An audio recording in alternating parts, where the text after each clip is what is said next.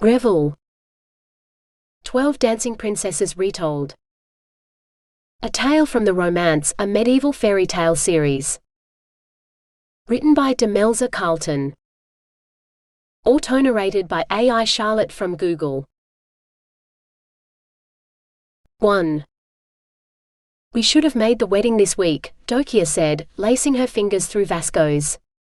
Waiting 8 more days is torture.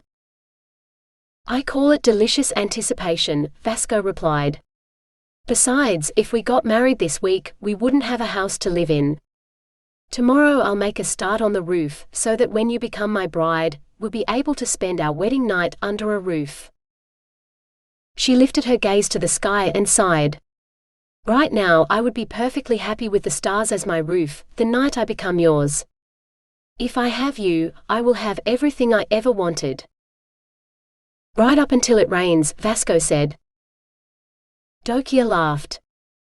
And that is why you're my lord and provider, or you will be after next week. I cannot think of rain while the sun still shines. Ah, but the sun is setting now. And once the sun is gone, I'll make sure that all you can think about is you and me. Vasco raced into the trees, pulling her along until they reached the clearing they had claimed as their own. Kissing Dokia was like air, he couldn't get enough of her. Their kisses grew more heated, and their clothes began to loosen before they started removing them entirely. Vasco laid her on the soft grass by the stream, where she gazed up at him with eyes full of love. With all the practice we're getting, you will be perfect at this when our wedding night comes, she teased. Only because you are already perfect, my Eudocia, Vasco said, kicking off his boots. Flatterer, she replied, undoing the lacing of her gown to expose most of her chest. What about these? Perfect enough for you? Too perfect for me, Vasco replied. Much like the rest of you. I don't know what madness made you accept me, but before you recover your senses, I will accept anything you offer me. She parted her gown completely, laying herself bare. I offer you everything I am and everything I have. Take me, Vasco. Vasco opened his mouth to respond, but another voice cut in. That's a mighty pretty morsel. Too pretty for some peasant boy. Something crashed into the side of Vasco's head, and he fell lifeless to the grass. He never heard Dokia's screams pierce the air, or those from the village as it burned. When he awoke, there was nothing but silence and death to greet him. For hours he walked the ruins of his home, looking for hope where there was none. So he did what any young man would after everything he had known was dead and buried. He joined the army, figuring that death would find him soon enough. But fate had a different plan for Vasco. 2. Wishing to be the fairest of them all was the worst kind of curse to visit on a princess, Bianca mused. She alone among her sisters had fair hair, so pale that in today's bright sunlight it almost seemed white. It made her stand out, drawing unwanted attention from men and women alike. The men she did not mind so much, for she knew that as a princess she was near untouchable to most of them, but when the queen's gaze landed on her one too many times, nothing good could come of it. That Bianca was the daughter of a minor concubine, a princess in name but not much more, who outshone the queen's own daughter, only made it worse. So that was why the fairest of all the king's daughters now rode through the unseasonable heat, into exile at the summer palace. A place where the king's virgin daughters would be safe, the queen had said with a vicious smile, until they were married. Bianca knew better. The summer palace was where girls were sent to become old maids. No girl who had ever been sent there had returned, nor had they received word of any fortuitous marriage alliances the girls had made. That in itself was suspicious, Bianca mused. For the proposed marriage between the queen's daughter, Revel, and the neighboring king, had been trumpeted far and wide. For one horrible moment, Bianca had worried that she would be sent as Revel's companion to the foreign court, but the queen had taken a dislike to another minor princess instead.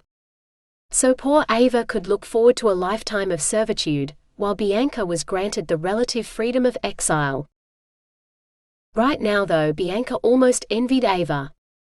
Ava would ride through shady forest all the way to her new home, while Bianca's road was just that, a road. A road tramped by thousands of marching feet, when her father's armies had been fighting to claim this place, and it was kept clear to facilitate troop movements should they be needed in future.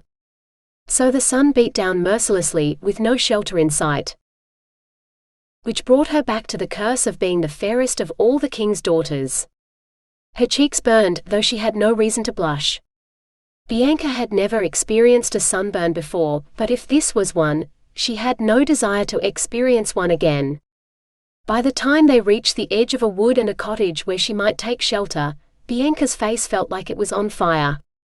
She signaled for her guards to halt, and she dismounted.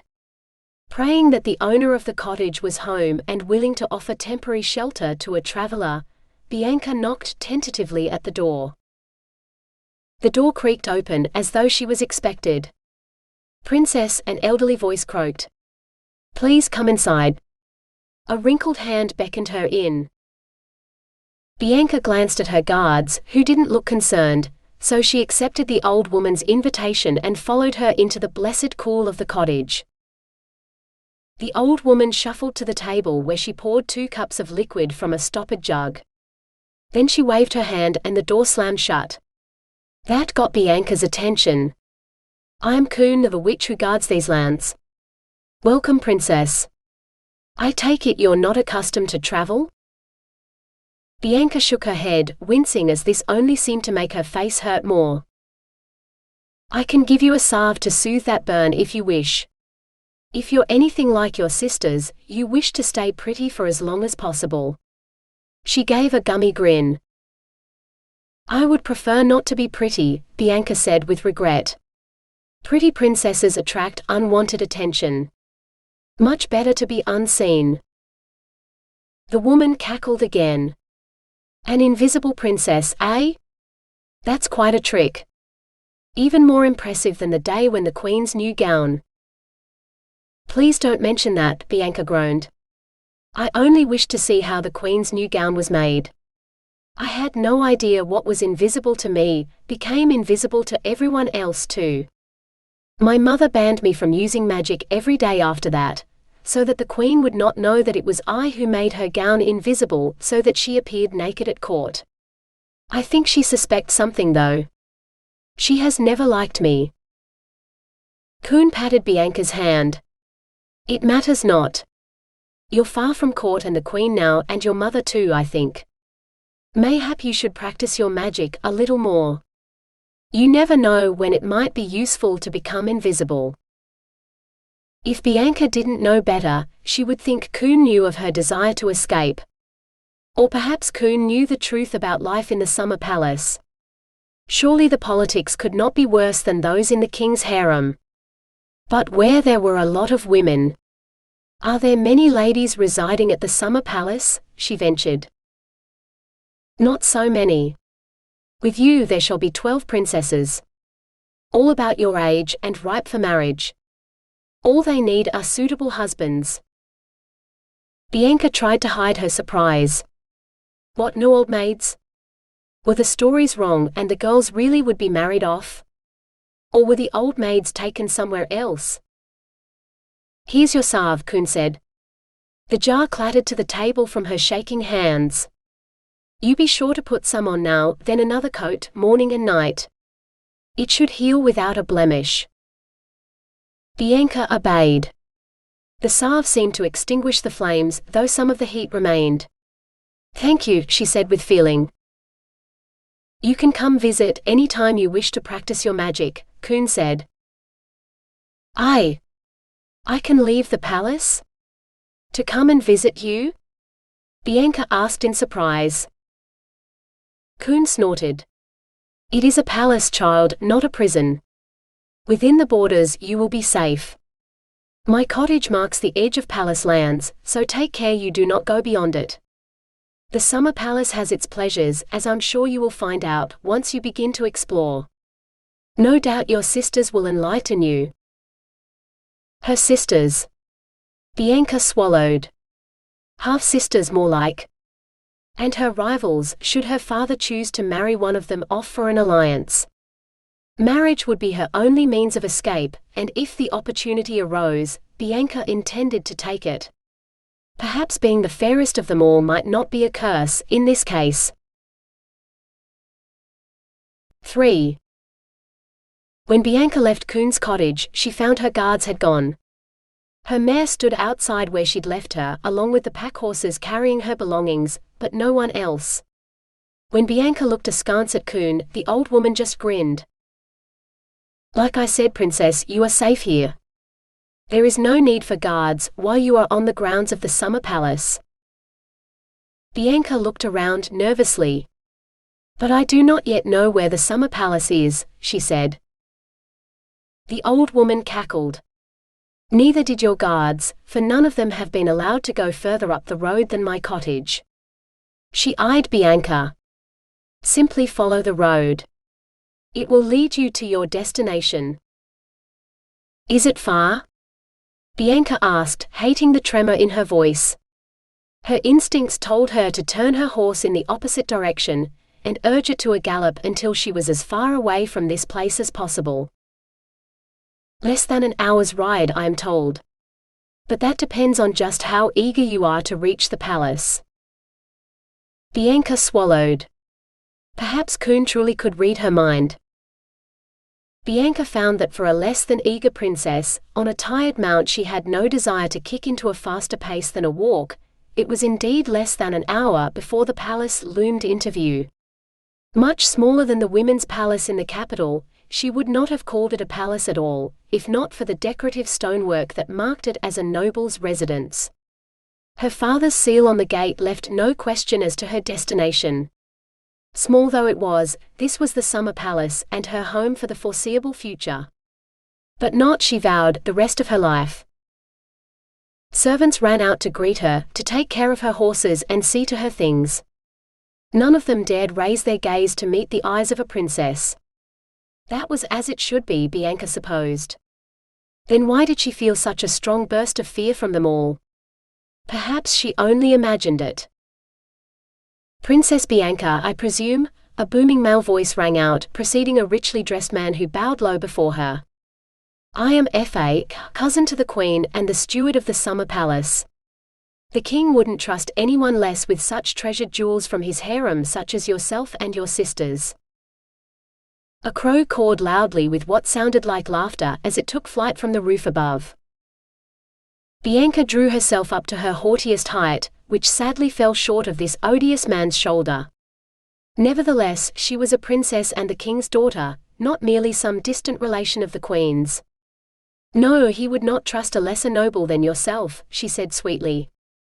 "After all, guard duty for a group of women who are used to living a protected life in the palace is hardly a job for someone the king values highly."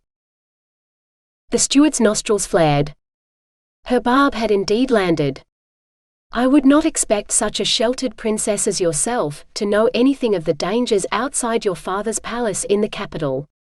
His vulpine grin said what his words did not, that he hoped Bianca would fall afoul of some of these dangers, for he would enjoy her misfortune. Bianca suppressed a snort, for such things were unladylike. She was no ordinary princess, but let the man believe what he liked. She had learned politics from her very infancy, for no girl survived long in a harem otherwise. Let him do his worst. She would be prepared. Bianca bowed her head to hide her smile. The steward seemed to take this as submission. More fool him. "I shall take you to your quarters and to see your sisters." He waved her inside. For a moment, Bianca hesitated on the threshold.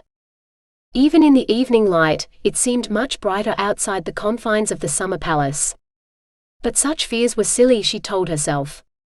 Taking a deep breath, she strode forward with her head held high. 4. Bianca heard her sisters before she saw them. The sounds of women at dinner when there were no men to command restraint was a familiar song of home. Lesser wives, concubines and their daughters who didn't have the status to be entitled to a private apartment, had shared a common table in the harem. Several tables, as her father prided himself on the sheer number of women under his authority.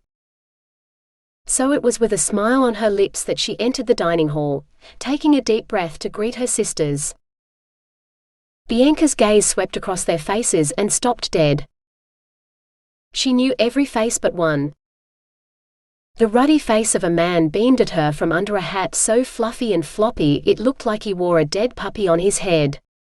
If this was to be a new court fashion, Bianca was glad to be well away from it. "And who might you be?" the strange man slurred, raising a cup of wine to her. Bianca lowered her eyes, but had to force herself not to incline her head. There could only be two men superior to a princess, her husband and the king. As this man was neither, he must be beneath her notice. Her sisters didn't deem his question important enough to answer, either. "This is Princess Bianca," Fa said. "Only just arrived from the palace." He made her sound like some sort of delectable dish, fresh from the kitchen. Bianca suppressed a shiver. She'd heard children's tales of men who ate human flesh, but surely they were nothing but stories. Yet the way Fa spoke.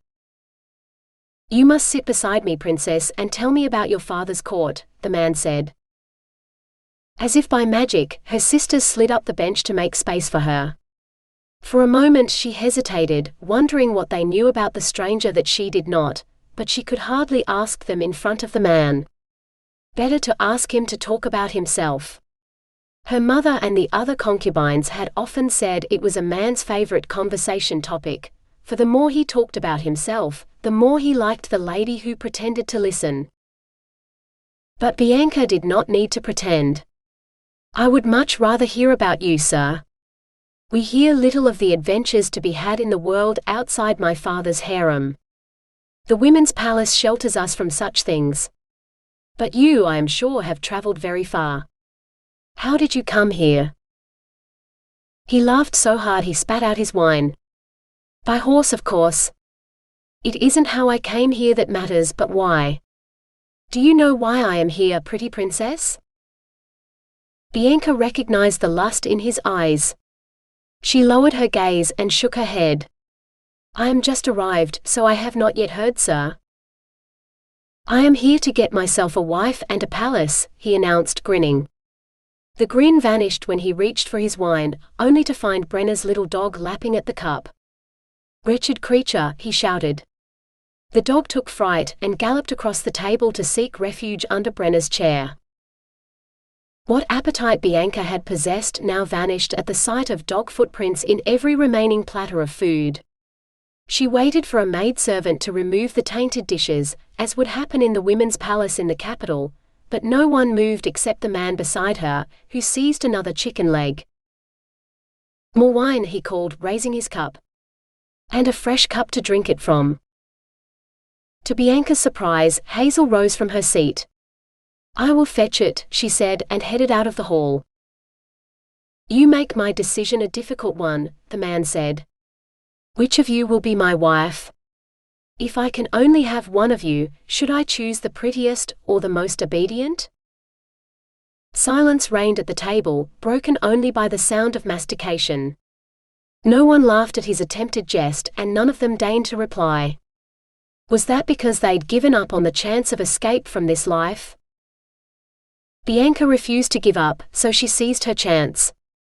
"You should choose the fairest, sir, the one who will best please you." She lowered her gaze and batted her eyelashes, as she'd seen the maids do to the handsome guards, when they thought no one else was looking. She felt like a complete fool until she realized it had worked. "You're as wise as you are beautiful, Princess Bianca," the man said. "I think you will please me very well." Triumph welled up in her breast, but she did her best to hide it. "I hope so, sir." Hazel returned with a goblet of wine, which she presented to the man. He drank it off in 3 huge gulps, then flashed a red-lipped smile at Hazel. "Thank you, my dear." Bianca held her breath, but she caught the sneer that curled Hazel's lips.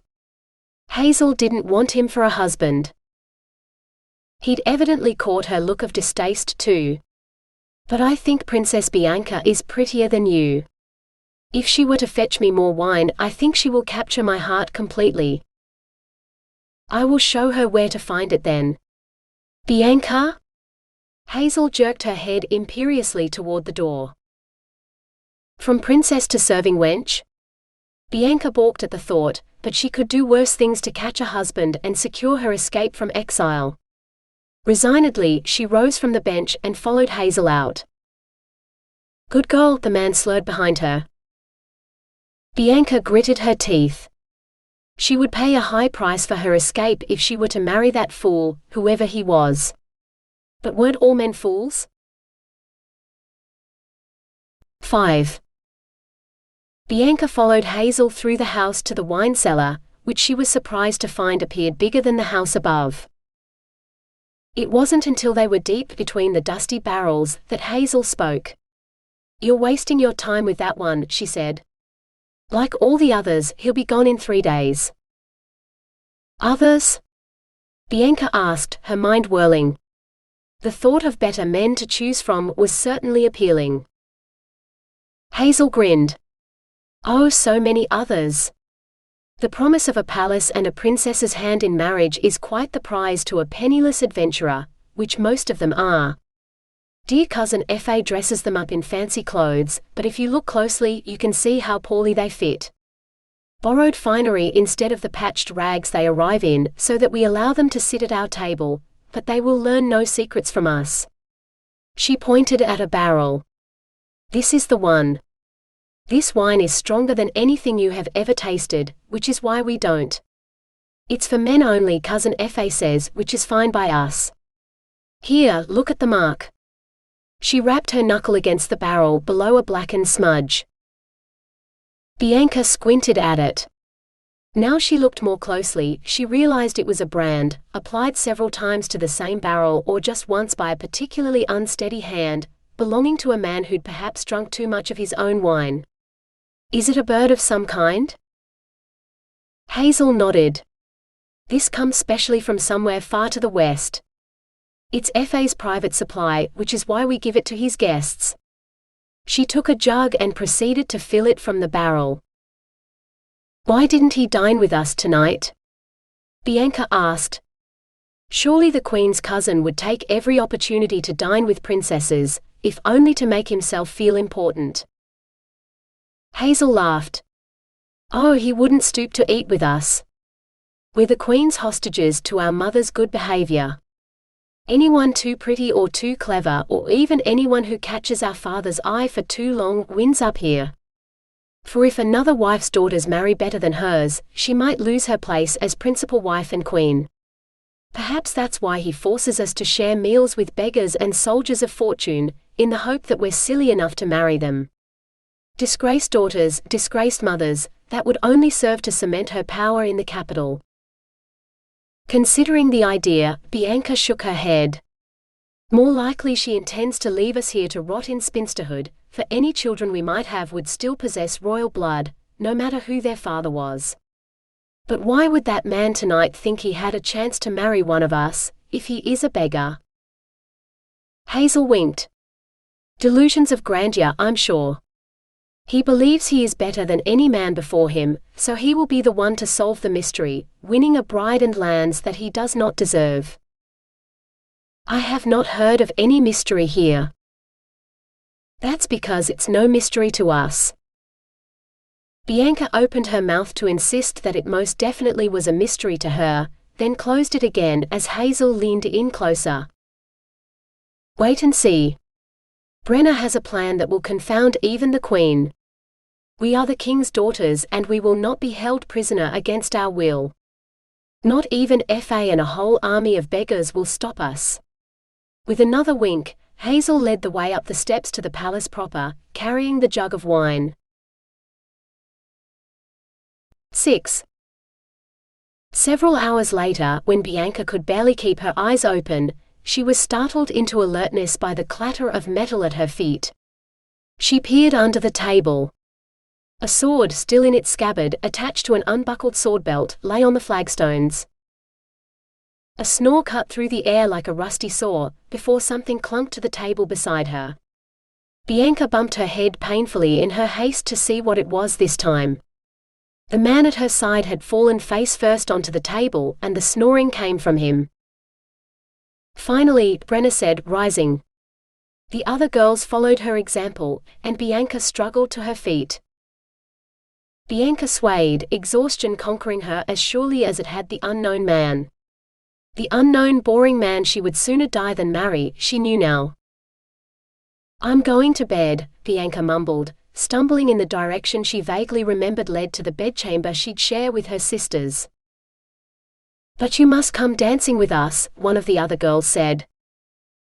Another night, she managed to say. Let her rest, she heard Hazel say as someone took her arm, leading her. She's been traveling all day. Tomorrow she can dance. Dance? Bianca could do many things, but dancing wasn't one of them. Grace was not one of her virtues. She opened her mouth to say so, but all that came out was an unintelligible yawn, followed by another one. Somehow she found herself on a soft surface. A bed she hoped, but she was too tired to care as sleep enticed her into a dream where dogs drank wine, beggars wore silk and princesses served their every whim as crows cawed from the heavens.